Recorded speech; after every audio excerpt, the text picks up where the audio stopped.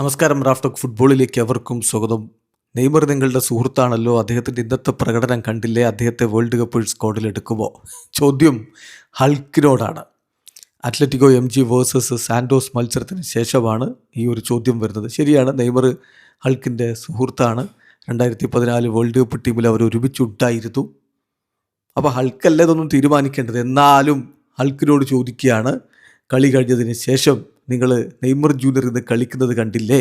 നിങ്ങളുടെ സുഹൃത്തല്ലേ? എന്ത് തോന്നുന്നു നെയ്മറുടെ പ്രകടനത്തെക്കുറിച്ച്? അദ്ദേഹത്തെ വേൾഡ് കപ്പ് സ്ക്വാഡിൽ എടുക്കുമോ? ഹൾക്കിൻ്റെ മറുപടി, മാൻ, ഞാൻ ഇങ്ങനെയുള്ള ചോദ്യങ്ങൾക്ക് നിങ്ങളോട് അപ്പോളജൈസ് ചെയ്യുകയാണ്. എൻ്റെ മറുപടി നിങ്ങൾ ഉദ്ദേശിക്കുന്നതാവില്ല. പക്ഷേ ഞാൻ എൻ്റെ ഗെയിമിലാണ് ഫോക്കസ് ചെയ്തത്. നിങ്ങൾക്കറിയാമോ, എൻ്റെ ആദ്യത്തെ ലക്ഷ്യം എന്ന് പറഞ്ഞാൽ അത്ലറ്റിക്കോ മിനേറോ മാത്രമാണ്.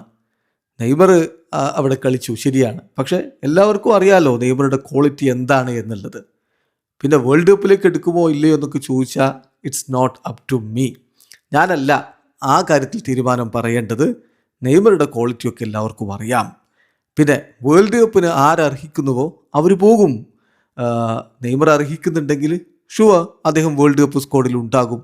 ബ്രസീലിയൻ ദേശീയ ടീം എന്ന് പറഞ്ഞാൽ ആയിരക്കണക്കിന് ക്വാളിറ്റിയുള്ള താരങ്ങളുള്ളതല്ലേ? അത്രയധികം സൂപ്പർ താരങ്ങൾ ഇവിടെ വളർന്നു വരുന്നില്ലേ?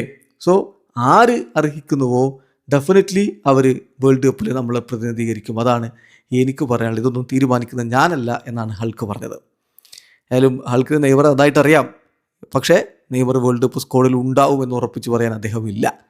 മറിച്ച് ബ്രസീലിൽ ഒരുപാട് ടാലൻ്റ് ഉള്ളതല്ലേ, അപ്പോൾ അതുകൊണ്ട് അർഹതയുള്ളവർ പോട്ടെ എന്ന നിലപാടാണ് ഹൾക്കിൻ്റേത്. വീഡിയോ അവസാനിക്കുന്ന ഫുട്ബോൾ ലോകത്തെ കൂടുതൽ വിശേഷങ്ങളുമായി റാഫ്റ്റോക്സ് എത്താം.